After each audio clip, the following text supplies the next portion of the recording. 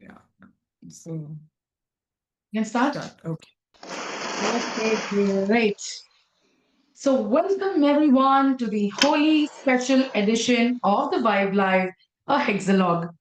So, the Vibe that stands for Women Inspire, Build, and Enhance is a platform dedicated.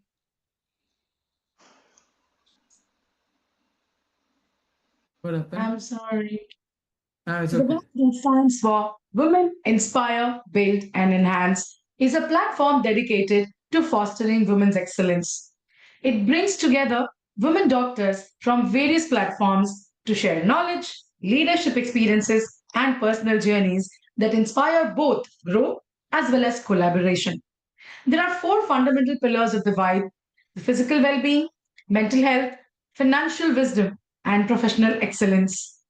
Through its various initiatives, the Vibe strives to build a strong community of women professionals who uplift one another and redefine the landscape of healthcare leadership. I'm Dr. Ritu Johri, consultant diabetologist and metabolic expert practicing in western suburbs of Mumbai. I have a unique diverse background with decade and a half practice in pharma industry, working behind scenes of drug development, and the last half a decade practicing diabetes, thyroid, and obesity. Besides clinical practice, I also contribute to medical writing as a co-founder of Arfect, a medical marketing agency. But what brings me the most pleasure in sharing is the introduction of this unique platform, The Vibe, which is one of its kind platform to target women excellence. I'm blessed to be complimented by my husband, who's an orthopedic surgeon, and our family feels complete with a teen son and a toddler daughter. With that, let me pass on and introduce you to our team vibe. Dr. Lotika. Hello. Welcome, Jayanti. It's really a pleasure having you here on our Thank you. program today. So, I'm Dr. Lotika Purohit, a diabetologist, lifestyle medicine physician, practicing in Colaba since the last 3 decades or so. And besides that, I'm visiting faculty at JJ Group of Hospitals, a part of the National Executive of the Research Society for Study of Diabetology in India, partnered with the Sugar Doctor Medicare LLP, as well as a mother to an artist and an entrepreneur. So these are a few of my introductions. And besides that, of course, I enjoy traveling. And nowadays it is more about, figuring out recipes to cook a little healthier, protein rich, fiber rich, all those kind of things that are there. Now I hand over to Dr. Kavita Rane for her introduction. Thank you, Dr. Latika. Good afternoon, ma'am. Good afternoon, Yeah. everyone. Namaste. I'm Dr. Kavita Rane. I practice as a diabetologist in Chembur for the past 14 plus years. I have my own clinic called Diabetes Total at Rani Hospital, Apollo Spectra, and Inlax General Charitable Hospital. Along with my dad, I practice in our hospital, and other than that, I love to draw, paint. I love art. I love abstract art. I love EDM music. I love to play golf. And I love this platform that we have all together Recording in created for progress. women. So over to Dr. Pranjali. Thank you so much, Kavita. Good afternoon, ma'am. I am Dr. Pranjali Shah, Director and Chief Diabetologist at iHeal and Add Diabetes Clinic. It's an eye and diabetes specialty center in Mulund. I love helping young diabetic patients, help them live longer and stronger. But apart from that, I believe in giving back to the society. So we do a lot of community awareness camps through which we have screen diabetes and eye related preventable blindness, and we can prevent metabolic diseases, and we have screened more than 30,000 patients in central Mumbai.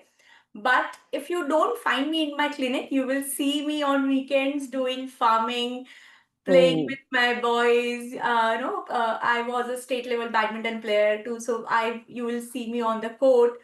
And definitely on every Wednesdays, I love interacting with inspiring women like you, and love to learn new aspects in life.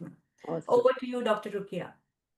Hello, ma'am. I'm Dr. Rukia Surya Sheikh. I'm a diabetes, thyroid, and obesity specialist. I've been practicing in Mulund at my Blue Circle clinic for the past 15 years. I'm a mother of two, one in grade 10 and another in grade 6. So life outside the clinic is equally busy and joyful.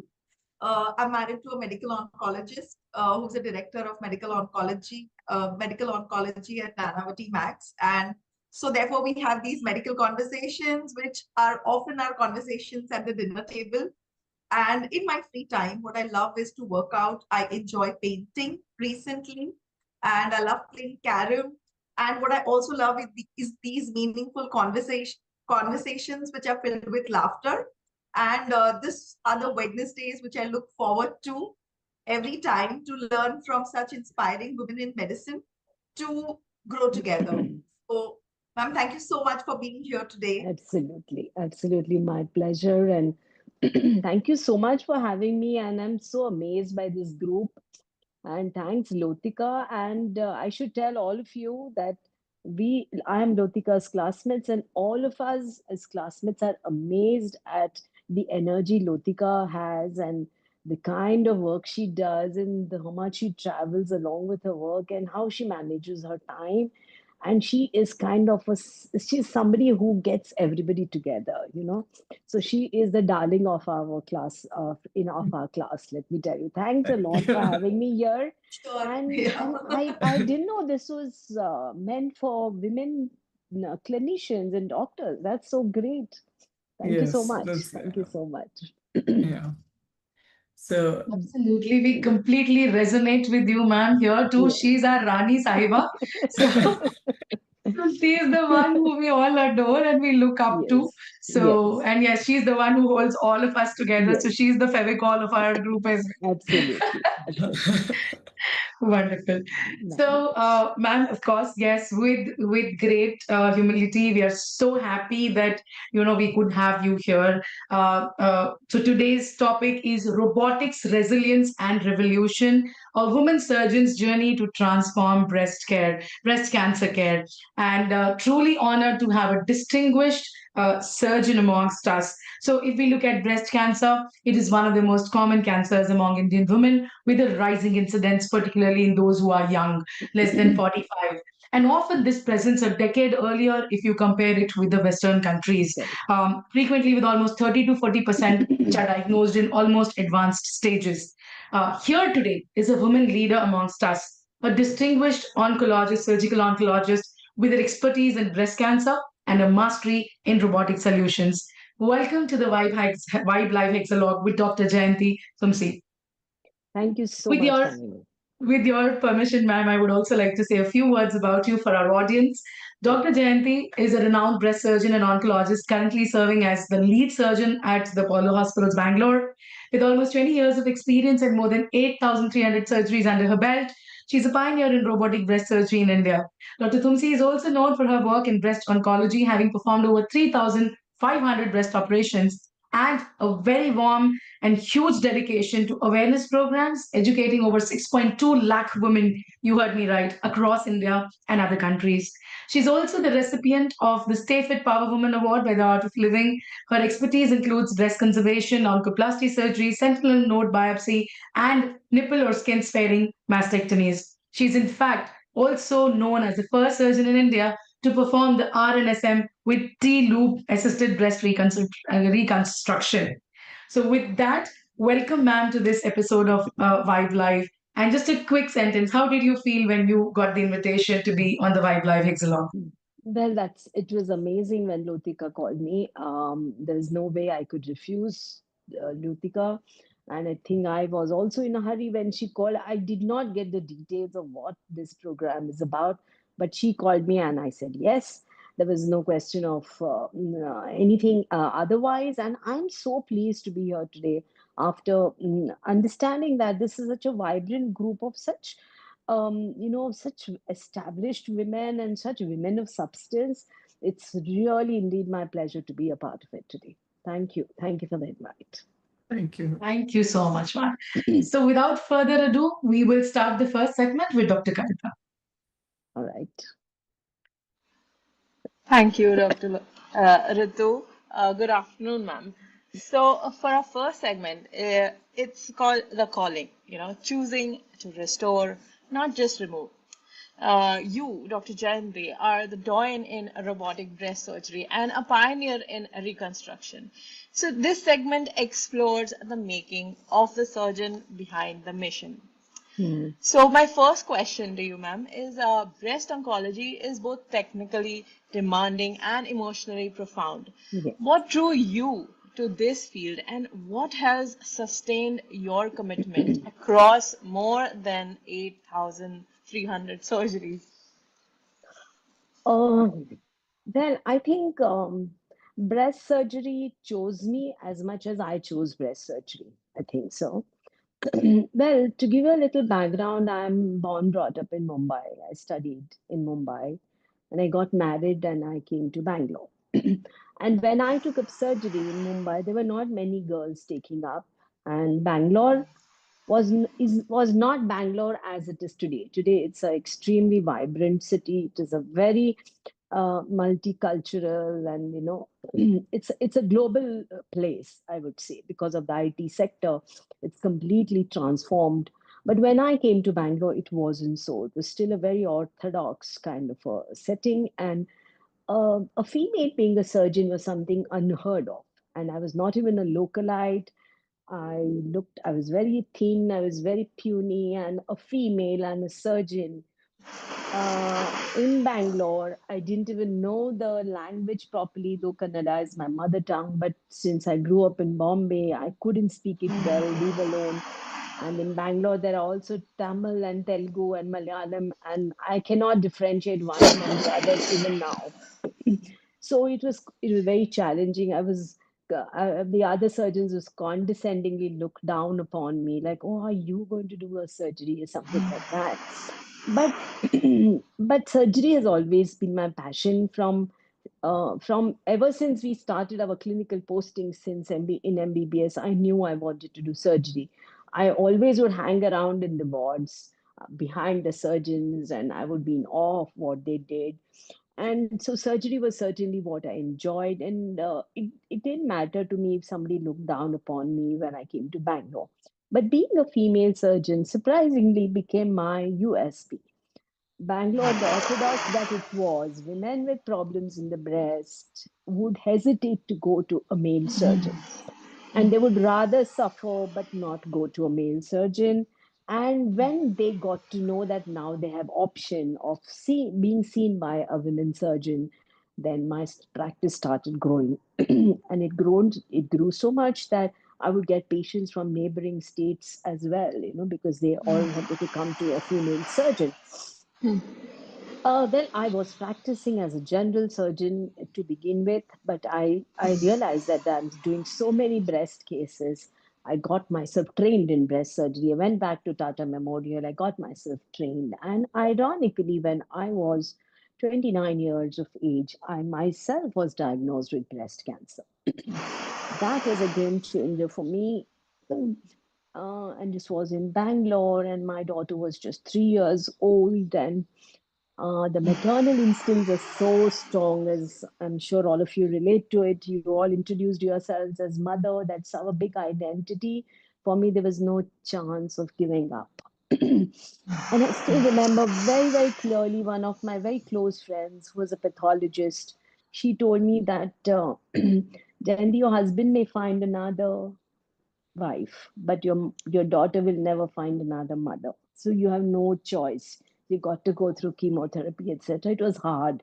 It was hard in a city which was alien to me, and I was diagnosed, but I pulled through it, and and I started with my work. Unfortunately, I was married to an extremely dysfunctional family, and things were not okay for me at all. But my practice started growing up, and I did a course called Landmark Education, and that had a great influence on me. In that one of these seminars, we have to create some kind of a project for ourselves. And I went up on stage and I declared that I'm going to do breast cancer awareness programs because I believe that I survived. I continued to be mother for my daughter because I detected the disease early. And that benefit every woman should have. And it was in Landmark Forum that I created that program, which is called as Lump to Laughter. We call that program as Lump because any woman who comes to us with lump goes home happy. And that was the intention, and that's how it started. So I would say that breast cancer chose me as much as I chose breast cancer. And it gave me a new purpose in life.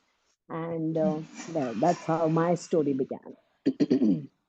It's a very heartwarming story, ma'am. Thank you so much for opening up and being so real in this moment and going through so many hardships, ma'am. Is really amazing. And you being a pioneer for this Lump to Laughter, the program that you started, it is changing so many lives. So thank you for sharing that. Yeah. So was there any a real patient encounter that shaped your philosophy of treating not just disease but like the whole woman as a whole? Well, yes, there are plenty of examples, especially the young women who come to us. I remember when we started doing breast surgeries or breast oncology so many years ago, mastectomy was the commonest surgery done. So I still remember a very young patient on whom I had done a mastectomy. She survived, okay, and she still comes for follow up. It must be 20 years ago. She still comes for follow up, and she says, "Doctor, I'm alive, but something in me is dead because mastectomy was done." So I realized that this disease is not only a scientific topic; it has a lot of psychosocial impact. It impacts. It is an identity of a woman as a woman, femininity, motherhood, her self-confidence, everything Confidence. matters. And True. and I believe that though breast cancer incidence is on rise, like you introduced, say also a lot of young women develop, but it has one of the highest survival rates, 5-year survival rates. If you see amongst all the cancers, it has the Yeah. highest five-year survival rate. So on one hand, we have increased incidence. On the other hand, we are looking at longevity. So we Yeah. also need to consider the giving a good quality of life for the patient. It's not just treating the patient but also Yeah. giving good quality of life. And I think that is what really is my calling, that we give a wholesome treatment for the patient, not treat only the disease, but look at the woman as a complete woman. Yeah. Correct. Um. So, I'm sorry. 1 second. So, my next question to you, ma'am, is as India's pioneer in robotic breast surgery with reconstruction, what inspired you to move towards techniques that prioritize both cure and cosmetic dignity? Right. So, like I said, I have always been on a query as to how to make women look as normal as possible. Of course, cancer clearance is goal number one, like I said, but giving good quality of life is equally important for her to have a meaningful life after cancer treatment. It shouldn't be that I would rather have died of cancer than living like this. That is not what a woman should think. And there has all constantly been a query, and I'm somebody who always looks at doing what next can I do, what next can I do. And that is when I realized that there were quite a few surgeons who are doing robotic surgery, which is not there in India. Why was it not there? It still beats me. Why is it that somebody not thought of doing it? I didn't do any rocket science by going and learning robotic surgery and bringing the whole system to India. I really don't understand why was it not thought by anybody else before. Okay.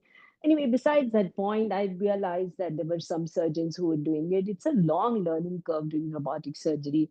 I worked on the simulator, and then I did on the animal lab. Then I actually went to Taiwan, and there's no training. There's no training as such. There are very few centers in the world who are doing this surgery.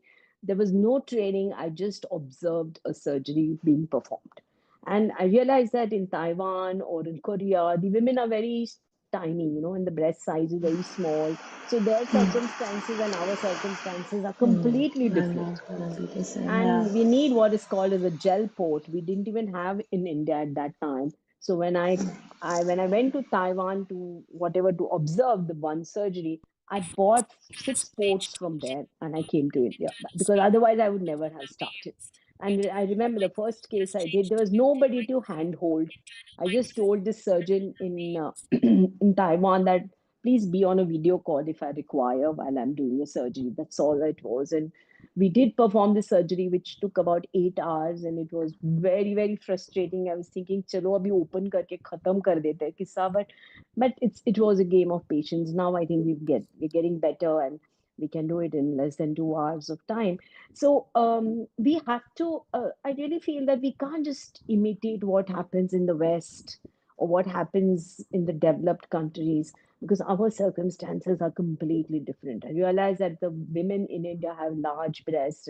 How to do reconstruction, how to do robotic surgery. Yes, you do a mastectomy, but how do you do the reconstruction? That's when I researched again and I realized there is a material called tie loop, and then the whole process began. I went to Germany to understand how tie loop works, and I came back and then got a dealer to start getting tie loop to India, and there was such a long process and so many kind of they have to get permissions from here, there, those many things, and finally we got tie loop to India, and now the surgery has begun and it gives amazing results. And I feel that all the work, the so-called work, was all worth it, all worth it.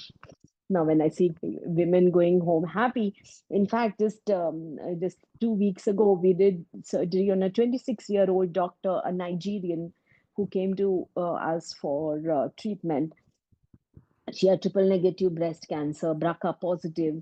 So we gave her chemotherapy first, and then we did a surgery, large breast. You know how Nigerians are, they have very large breast, and we could do a robotic surgery with such a tiny little scar away from the breast. It is not even seen, and she's so happy. She's so happy. Wow, amazing, ma'am. I mean, that is just you striving for every single patient like you do for every other, and your experience itself says so much about what you've learned and what you give to your patients, ma'am. Thank you so much for sharing. So moving on to the next segment with Dr. Ritu. Okay.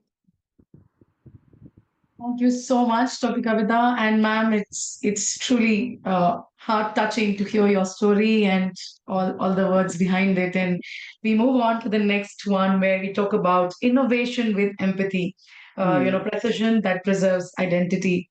And talking of technology, the newer state-of-the-art machine-driven precision that we're talking about in nipple-sparing mastectomy is actually a landmark to reimagining the breast care. That's what I was going through some of the videos which we've seen of yours. And you are the face of adoption, various such innovations. In fact, also innovative ventures like Run with a Sari. So we really salute you for your leadership in innovations. So this segment is going to talk about a little bit subtle other side of the womanhood breast cancer. So, when a woman first hears the diagnosis of breast cancer, ma'am, the immediate question is often, why me?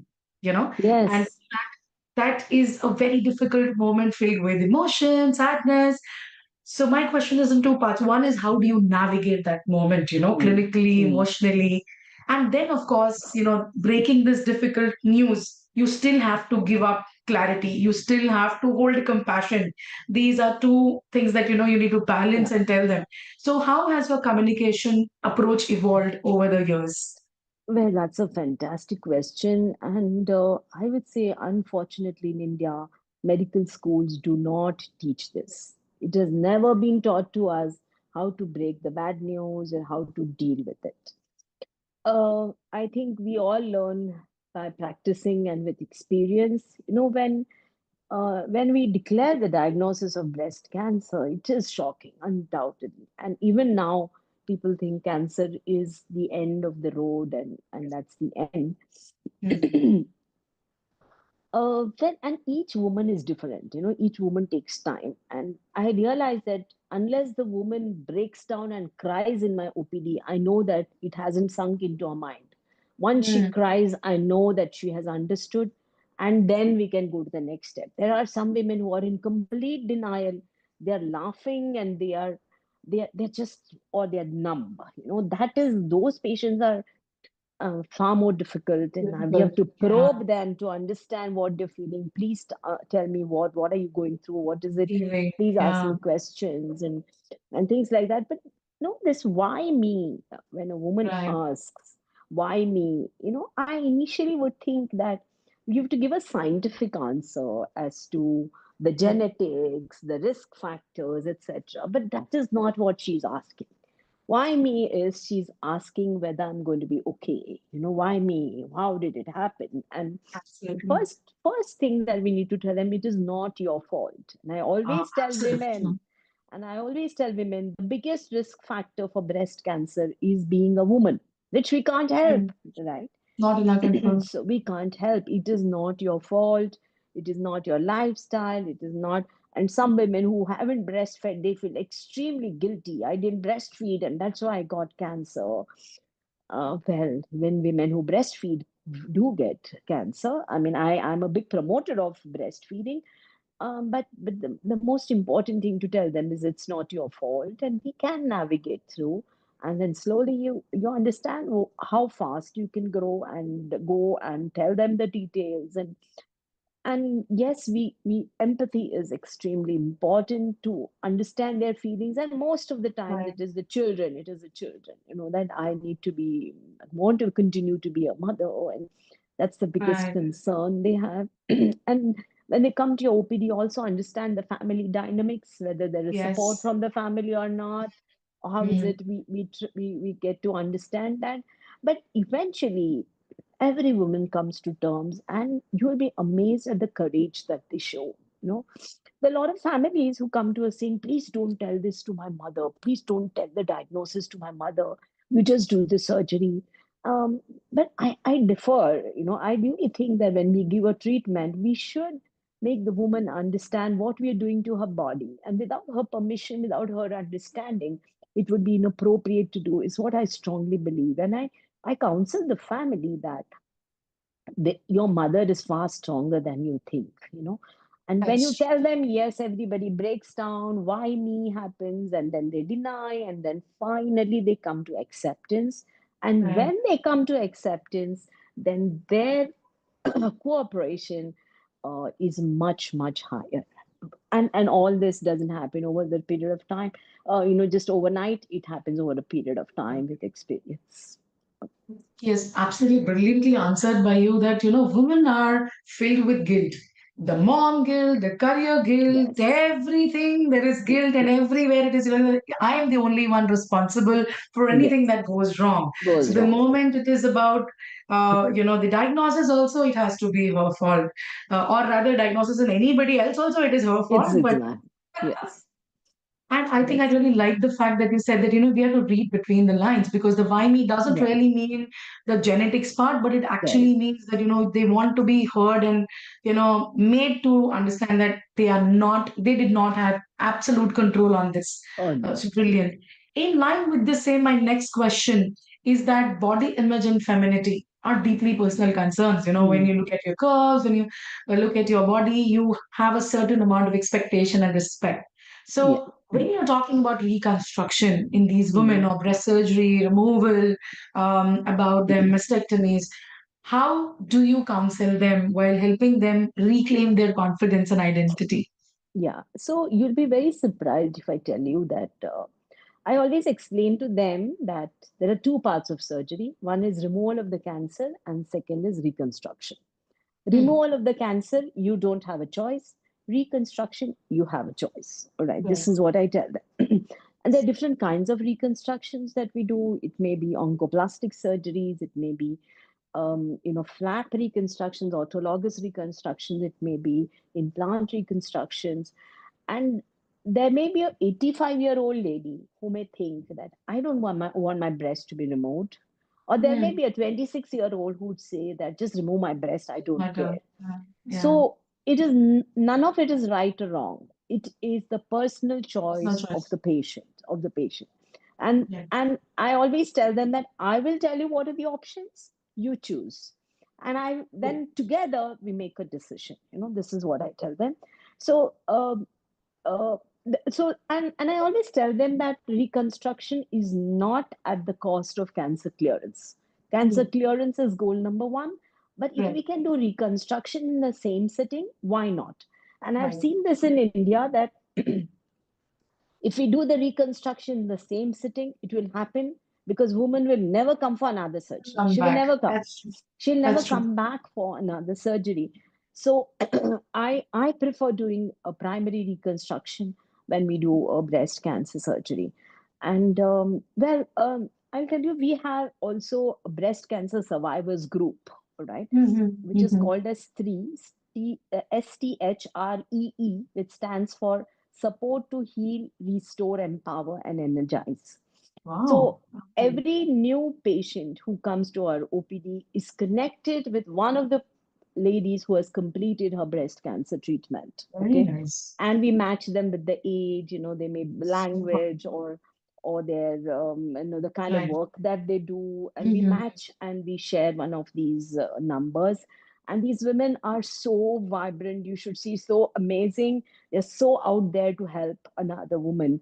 And this system is working excellent for us because these women have their personal journey of going through the cancer, and in fact, some of them have taken a formal counseling training sessions. They've become formal counselors. Yeah, we have encouraged them to do that, and this whole system is working very well. And after we counsel, if there's another patient who talks to them, it becomes more real.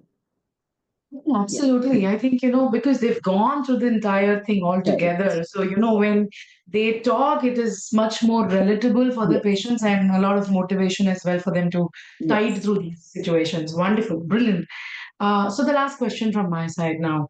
With robotic breast surgery and oncoplastic reconstruction, how do you see today's techniques different from the conventional approaches in terms of precision, recovery, and also aesthetic outcomes?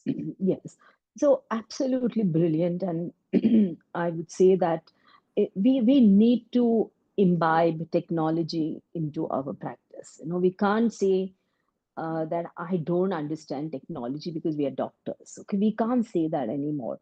I had this mental block earlier, but we need to imbibe because we are here to make people's life better, and we are in such an amazing profession that we can make direct difference to people's lives, and we need to give the best to them, and for that we need to learn the best that is happening around.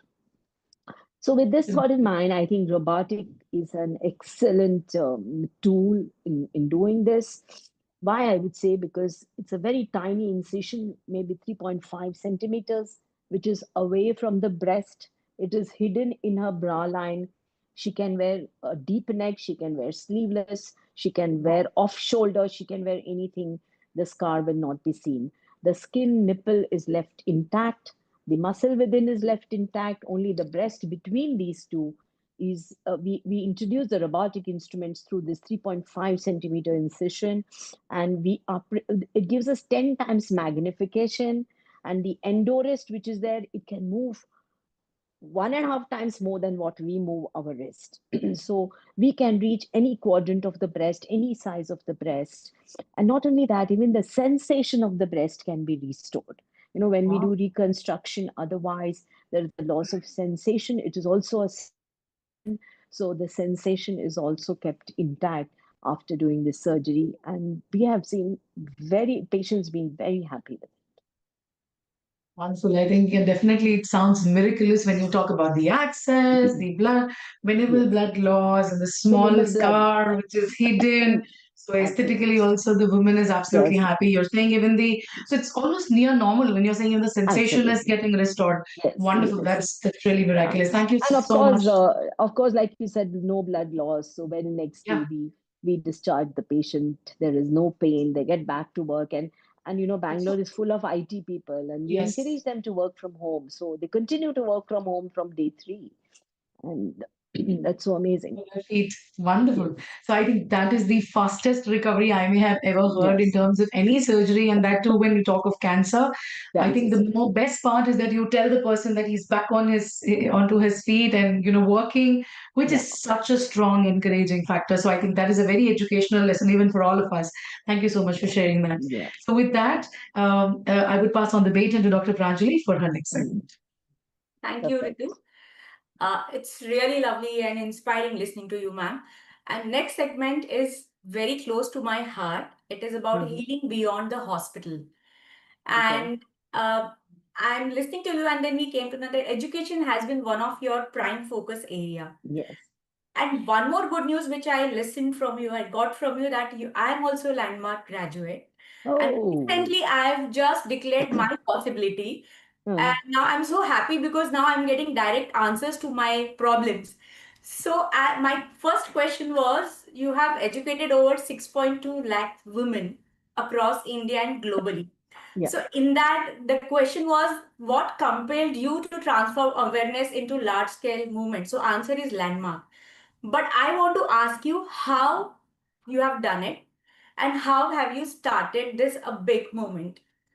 So Well, I need a skeleton or a structure. How did you plan? oh, well, I told you it started in Landmark, and I remember we did this seminar, and we were a group of 5. And Yes. Bangalore, the four were guys who were very young IT guys. And then in the group meeting, I told them, yes, I want to do breast cancer awareness. I think if we can save lives by making women aware. So then I went up on stage and I declared, and once you declare, there's no coming back. Now you've told the world you have to do it. Now you have to live up to it, whether you Yes. like it or you don't like it. And there are people who will hold you accountable. So Yes. then I had to make, and I started with, I didn't even know how to use a laptop. I didn't even know PowerPoint. I didn't know anything. So these boys helped me. I gave them all the medical material, and they made these PowerPoint presentation for me. They were all not originally from Bangalore. They were all from outside who came to Bangalore on work, and all that they wanted in return was ghar ka khana. That's what they wanted. So they would help me make a PPT, and I would give them ghar ka khana. So that's how that's how it started. And I started first in my hospital, calling all the doctors and calling all the nurses and whoever the administrators. I said, "Abhi baitho and now listen to what I have to say." And I started. From there, somebody said, "Oh, my building, they need this." Then I went there. Then from there, they said, "Oh, in my office, they need." From one to another, one to another, one to another, it started. And in those days, there were no corporate hospitals when we started working in Bangalore. It all started recently. Then, when a corporate, I was in Global Hospital first, when they called me that we are starting a oncology unit and we like you to head the breast oncology unit. There's one thing that the chairman of the organization said, that we believe in prevention. We believe strong in awareness, and that kind of made me join that group. And Okay. true to his words, there was a structured, organized method of doing the awareness programs.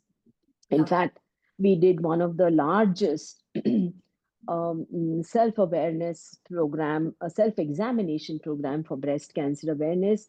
We did it in an indoor stadium. In one day, we taught 2,332 women to Wow. physically teach. They were one-to-one taught how to do breast self-examination. We had trained 1,000 volunteers, and it was a huge, huge thing. Yes, that's how it started. And surprisingly, to talk about scientific, we collect our data. 40% of the surgeries that I do come from these awareness programs. Okay, Okay. 40%. And in these 40%, you won't believe 89.9% of women come in early stage breast cancer. Excellent. Okay. So you can imagine how important education is. We haven't even examined them. We teach them awareness, meaning what are the signs and symptoms you look for. We teach them how to do breast self-examination. We teach them what is the importance of a mammogram and how you cannot be complacent. If you find anything in the breast, you immediately need to go to a doctor. Imagine about close to 90% of women who have heard our awareness programs have been detected to have early stage breast cancer, and which is a game changer. The outcomes completely are directly proportional to how early we detect breast cancer. Amazing, ma'am. That was really 6.2 lakhs is a huge number if I see that number, ma'am. Thanks to COVID, we started doing the webinars, Amazing, Yeah. ma'am. Yeah. So, ma'am, my next question is about the LIMCA recognized, you said the world's Yes, largest breast self-awareness yes, examination campaign yes, was a landmark moment. So, yes. what did that achievement symbolize for you, ma'am? See, it is not about records or so many women we did. It is about that many women learned how to do breast self-examination. And 1,000 volunteers who taught these women how to do breast self-examination, they themselves learned. So you can imagine more than 5,000 women that they learned. And imagine if one woman talks to 5 women. How can Yes, it multiply? Imagine that is what was our mission that day. Each one teach another 5. We told women, not only are you learning today, teach 5 women in your life, and that could have a ripple effect. So it's more than a record. Actually, we were eligible for Guinness record, okay? But Guinness record meant we had to spend some 18 lakh rupees in those days. I said, अरे छोड़ो 18 lakhs में तो 2 जनों का treatment हो जाए, पूरा chemotherapy हो जाएगा, है ना? So we don't want, and Limca was easier, so we did Limca. Actually, we would have gotten Guinness World Record as well. But it's not about records after all, it's about what we do with the women. Yeah. And it's the satisfaction what we get after Absolutely. creating the awareness also. Absolutely. Ma'am, but still, despite of progress, awareness, there is some barriers we can find. Yes. So, to early detection and all. So, do you want to comment something about it? Like you do awareness, yeah. I know there's still a huge gap, huge gap, and I would say that I wouldn't blame anybody else other than women themselves, because we ourselves do not prioritize our life. The to-do list for a woman is so long, is so long. She looks after the house, cooks, children, husband, in-laws, and work, Yes, in and all that, your turn, your health never ever gets a turn. And unfortunately, breast cancer starts as a lump, which is painless, wherein you can have a lump and yet you can continue to live a normal life thinking all is well. So please prioritize your life, is what I would say to all the women. And that is a biggest stumbling block, according to me. Yes, fear, stigma, the fear of losing breast, fear of losing femininity, fear of the word cancer itself, finances. There are many factors which come into play why we lack. And I really feel that it has to start from the government. It has to be a government initiative. In the West, if you see, it's either the government initiative or it is run by the insurance. And here we have none. We have to be self-motivated. Women have to be self-motivated.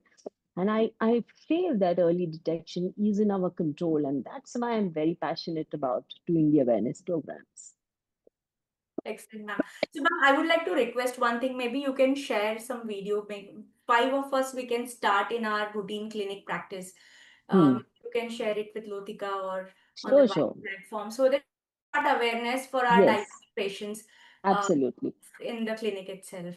Thank you so much, ma'am, for your stories and your words.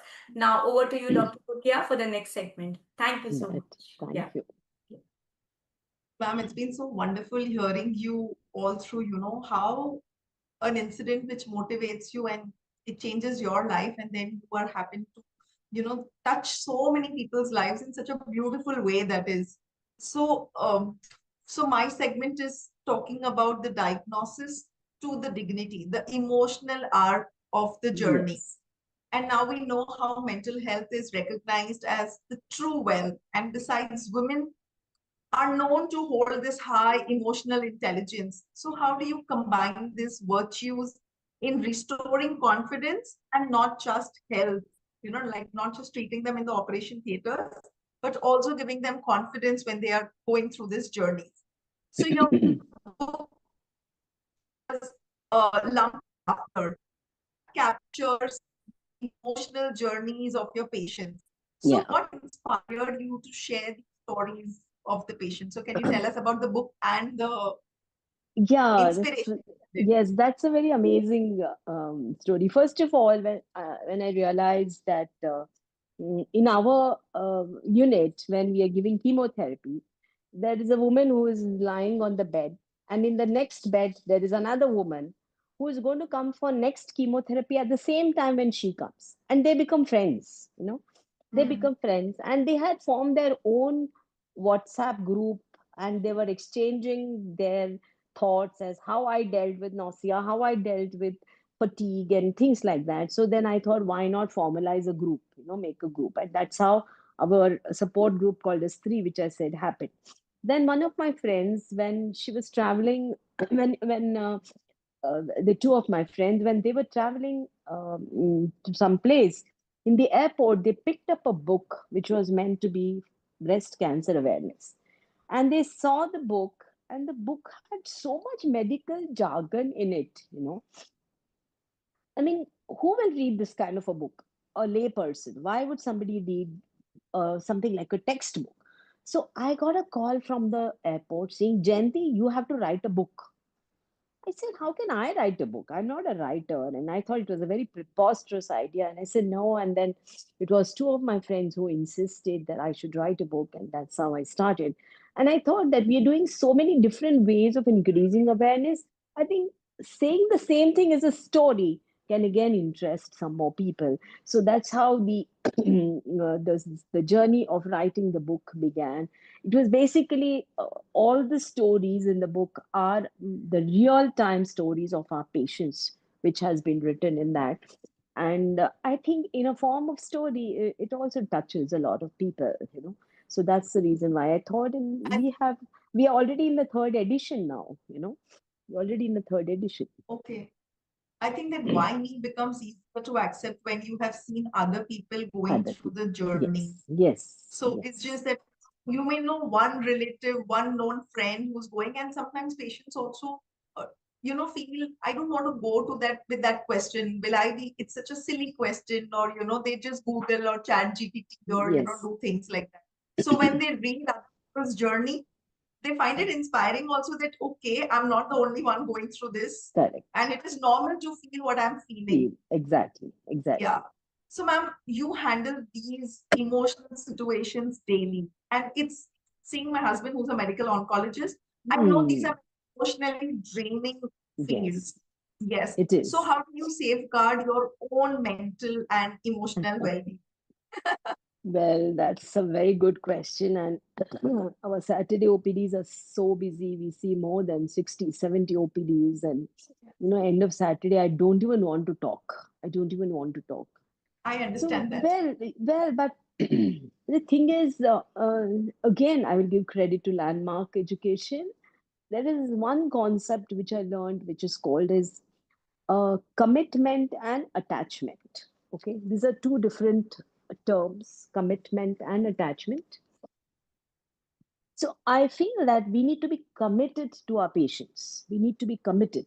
We are committed for their well-being. We are there with them in their struggle, and we are there to make their life easy. We are there to get them into remission.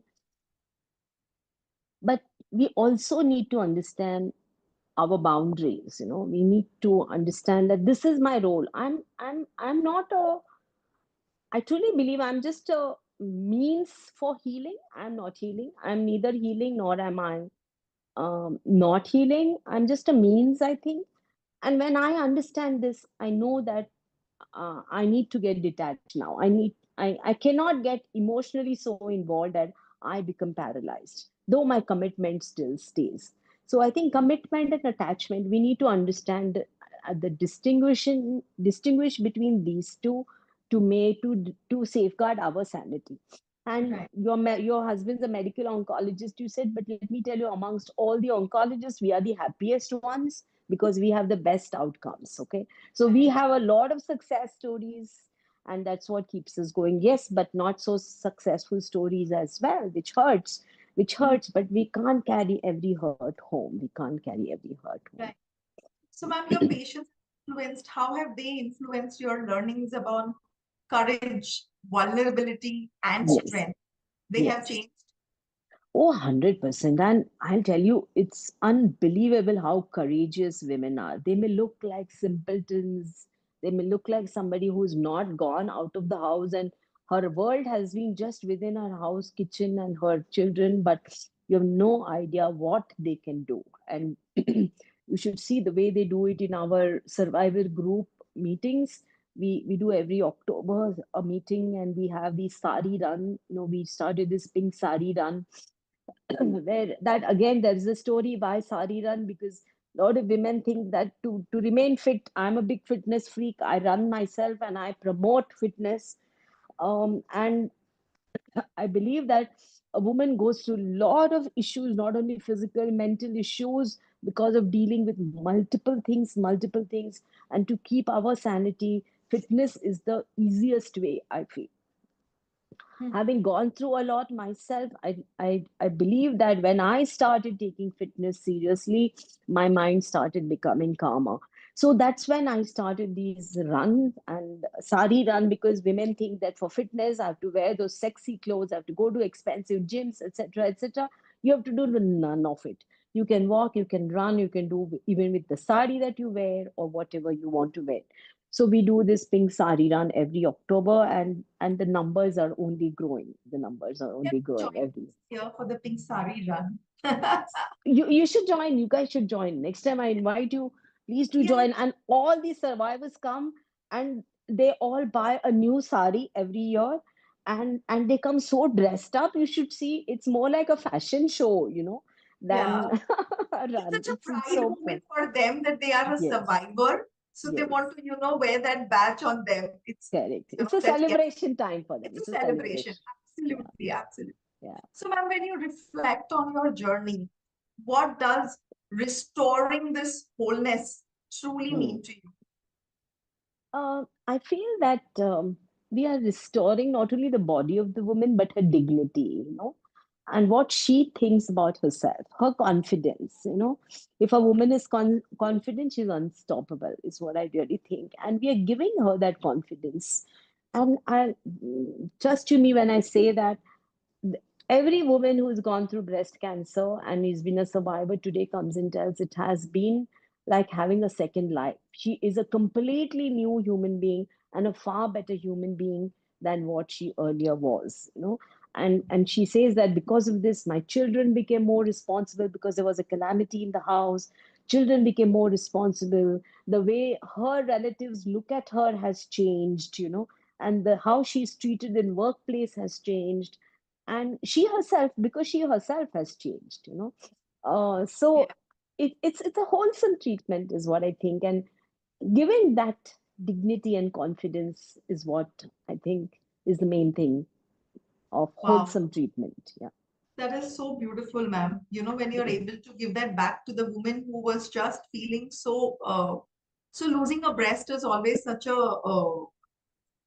more than the cancer, you're also worried about, how you're going Yes, to go through this journey. So correct. accepting yourself without a part of your body, and, that which defines you to be a woman, Yes. also it takes a great deal for you to accept that. So it's wonderful that, when you said you're restoring the dignity and confidence of the woman. Yes. Amazing, ma'am.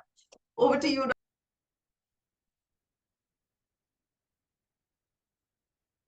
Thank you. Now, it's Oh, it's really been Latika's so turn. fantastic clearing all the questions and your answers to them.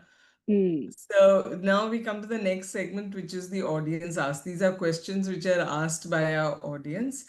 So, in a high struggle specialty like oncology and robotic surgery, many women physicians struggle with authority, emotional fatigue, and visibility. Yeah. What is the strategic choice or mindset shifts that help you build leadership while reserving empathy?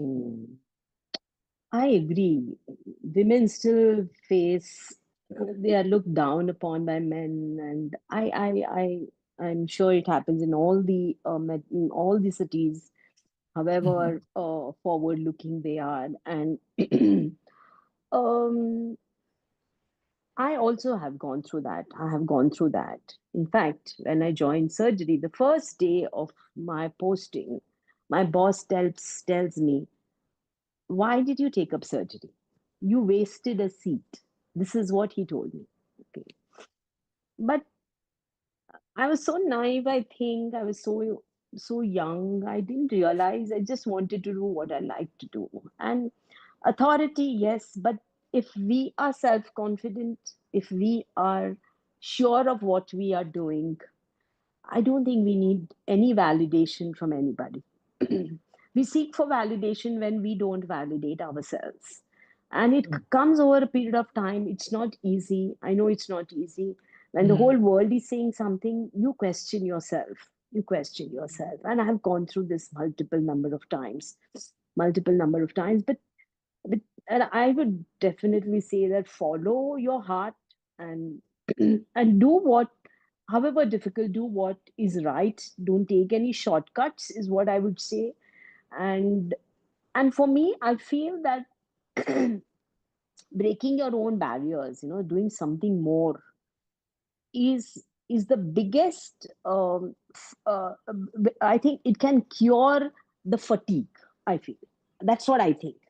For me also, Yeah. I get fatigued, but when you're doing something new, when you're trying to achieve something more, when you're trying to break your own barrier, then that is the that is the best way of defying burnout. We can get burnout Yes, when we are that's doing true. multiple things, but when we are doing what we like to do, and when we are trying to better ourselves. And Lotika, I know you know that we have in our group, a lot of our classmates are already looking at retirement and Yeah, etc., yeah, which is already right in their own retired, a way. lot of them, Yeah, huh? which is right in their own way. But Yeah, I'm that's true. nowhere in that. I'm nowhere in that.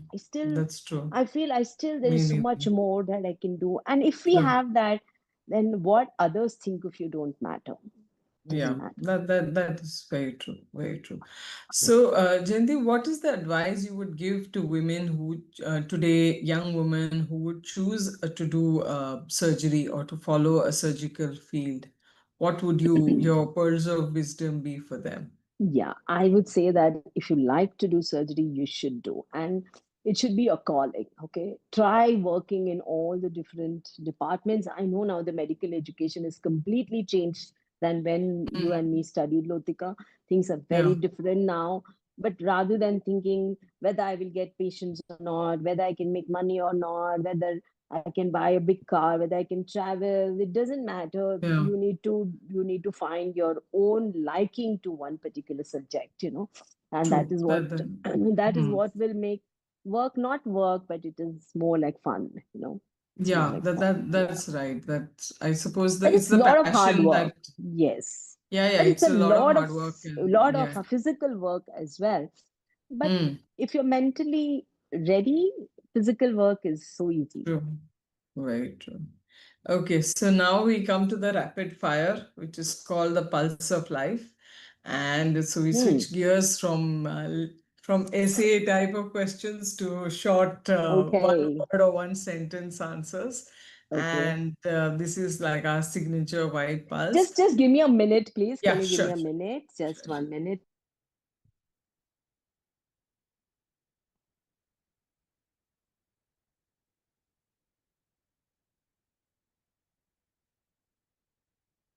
So just Rukaiya, you're muted. Huh.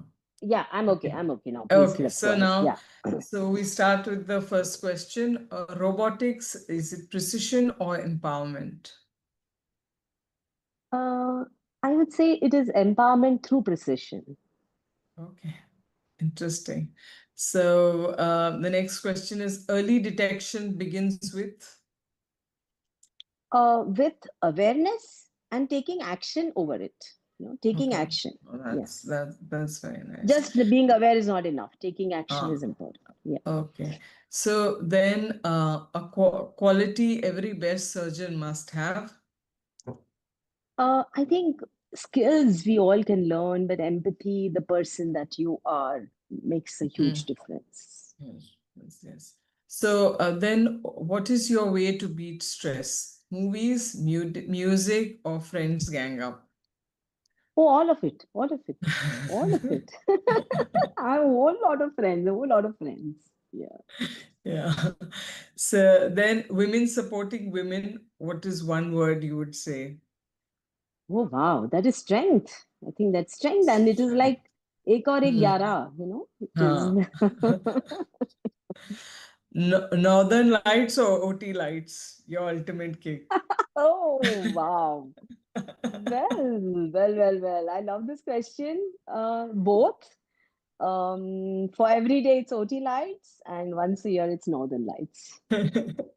Yes. If given a chance to relocate, which country, state, or city would you choose to live in? Well, I love my home. I think I will live here, but travel all over the world and come back home Yeah. Yeah, and then that is nice.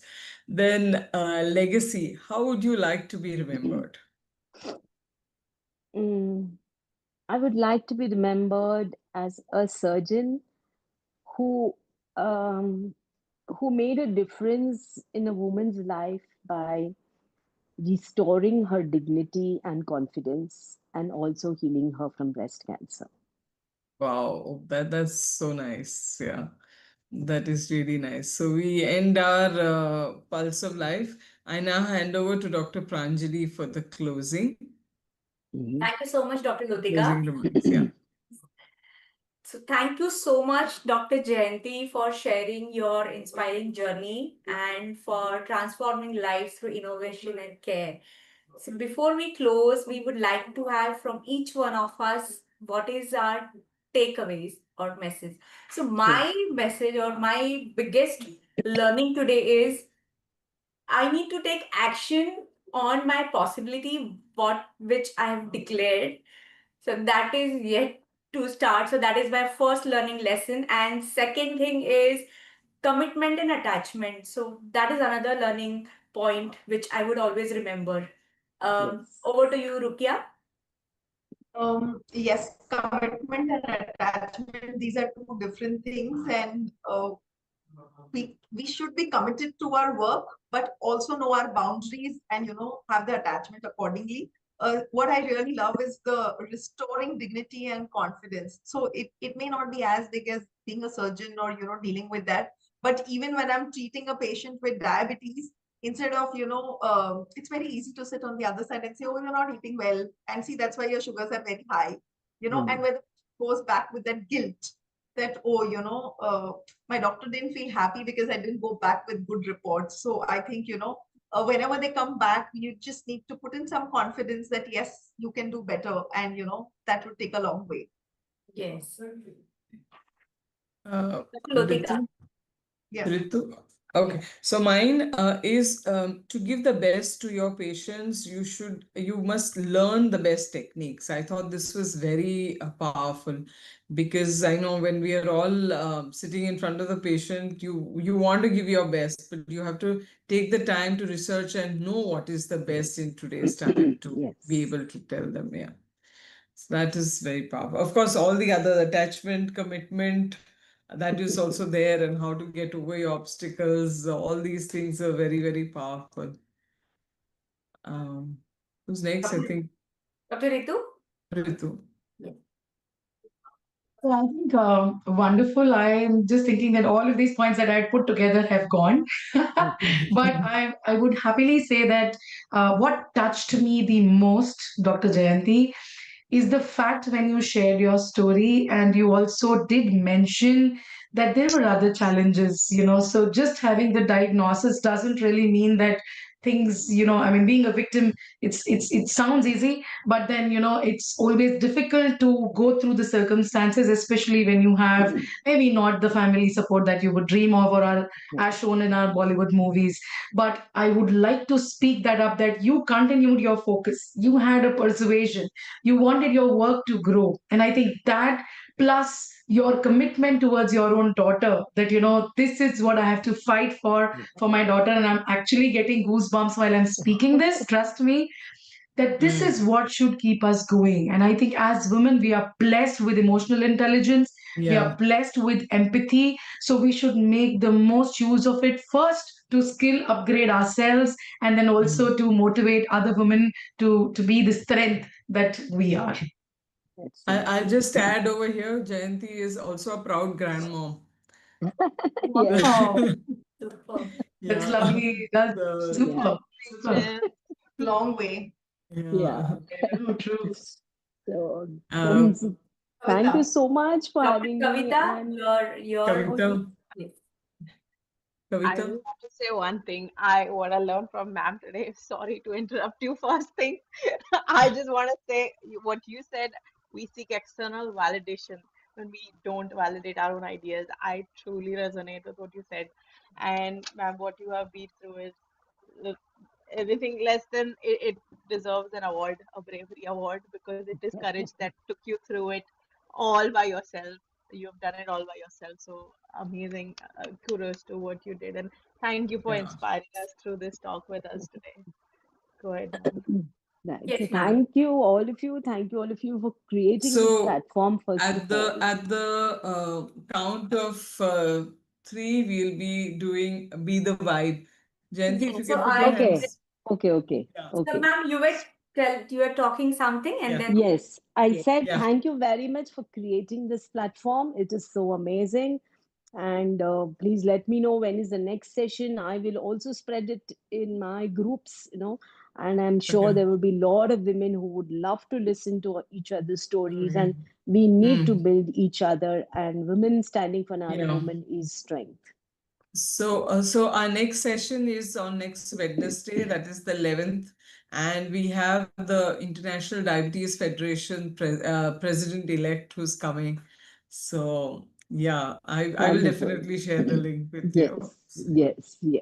Thank you so much, ma'am. And Thank before we you. close, we have our signature step. On the count of three, we'll do this. You need to join your Yes. fingers. Yeah. With this, it's for W, ma'am. You need to do this Yes. way. Yeah. Yes. And we need to say be the vibe. So Okay. 3, Yeah. 2, 1. Be the Be the vibe. vibe. Thank you so much. Thank you so much, Thank you. ma'am. Thank you so much. Thank Thank you. you.